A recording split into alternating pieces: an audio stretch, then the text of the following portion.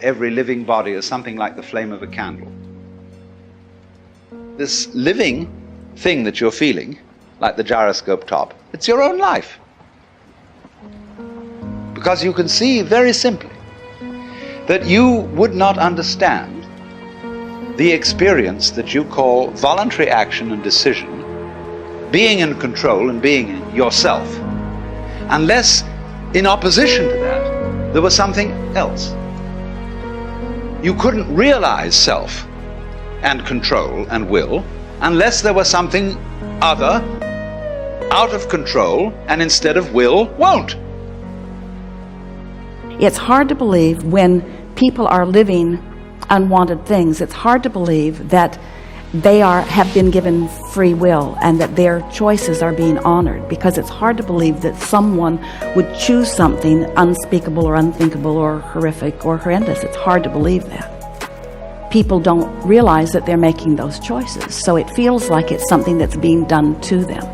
And the reason that they don't believe that they're making those choices is because not one of you, or it would be a rare few of you, would acknowledge that I would do, or anyone would do, these unspeakable things to myself. So it makes you believe that there must be some other factor involved. There must be some source of darkness, there must be some source of badness, there must be some cosmic debt to pay. You come up with all kinds of things in your explanation of the unwanted things. Knowing who you are. Knowing who you are. Being able to answer this question, who am I? And what do I want? Who am I really? My answer is I am God's child. I am that which is born of all that is. I am a spiritual being having a human experience. Come trailing the breath of the ancestors yet, but trailing the breath of the angels. And understanding that because I am connected to the source of all that is possible for me. That's who I am. And that each and every one of us, when we close our mind to what is possible for us or what is possible for humanity, closes off the genius that resides and lives in each and every one of us. Having an open mind, it means opening yourself up to the potentiality and the possibility that anything and everything is possible. So having a mind that is open to everything and attached to nothing really means finding within ourselves the ability to get rid of a trait that I find so common in the contemporary world. And what do I want? I don't want to just be successful in the world. I don't want to just make a mark or have a legacy. The answer to that question for me is I want to fulfill the highest, truest expression of myself as a human being. I want to fulfill the promise that the Creator dreamed when He dreamed the cells that made up me. What do I want? You must have some kind of vision for your life. Even if you don't know the plan, you have to have a direction in which you choose to go. What I've learned is that's a great metaphor for life. You want to be in the driver's seat of your own life, because if you're not, life will drive you.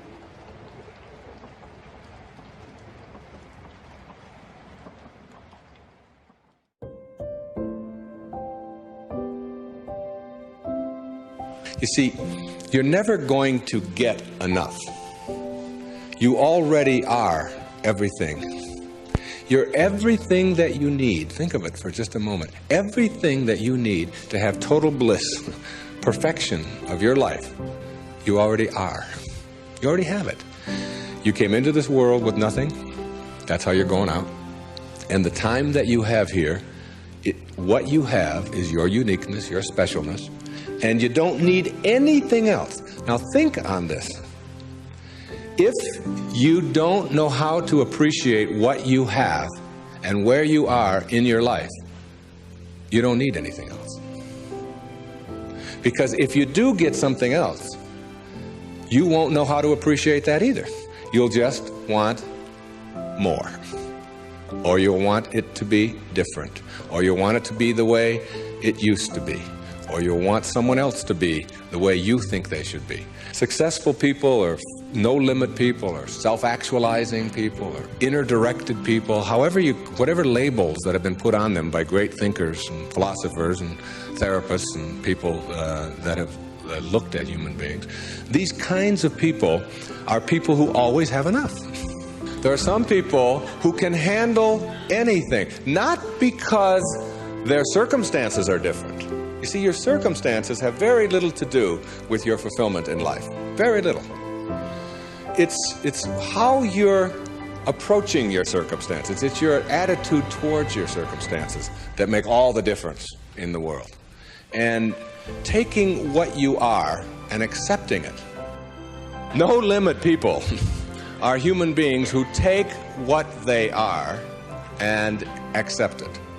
And don't tell themselves that somehow they're deficient because of anything about themselves. This is a very crucial concept for me and for virtually all of us. It's this idea of taking your life in your own hands and being the kind of person that you choose to be, and understanding that everything that comes your way is an opportunity, is a blessing. And it wasn't until I learned how to celebrate virtually everything that came my way that I was able to transcend it. You see, everything that was given to us by God, whatever that is perfect. No one can deny the mountains are perfect and the rivers are perfect and the birds are perfect and the hippopotamuses are perfect and so on. This is just what was given to us. Everything else that you have on our planet, that we have on our planet, comes about as a result of thinking. Thinking. Thought makes it so. You see, everything on our planet that is alive can never die. It can never die. Life doesn't die. It just transforms. It just moves on to new places and new ways of being. New ways of being. And the way of being that is the most transcendent of all is this way that comes from seeing yourself as love and only having that to give away. Only having that to give away. Let's say I were to stand up here in front of you and just visualize for a moment that I have an orange. And I take this orange and I squeeze it as hard as I can squeeze it, okay? What's going to come out? Juice. What kind of juice? Orange juice. Apple juice, any chance? Once in a while? Come on, now and then. A little mango juice come out of an orange once in a while? No mistakes, right? Never, no matter what. Next question. Everybody passes. These are easy, okay? Why, when you squeeze an orange, as hard as you can squeeze it, does orange juice come out? Because that's, not because it's an orange, because that's what's inside, isn't it? On our planet, when you squeeze something, what comes out of it is what's inside. Not too difficult, all right?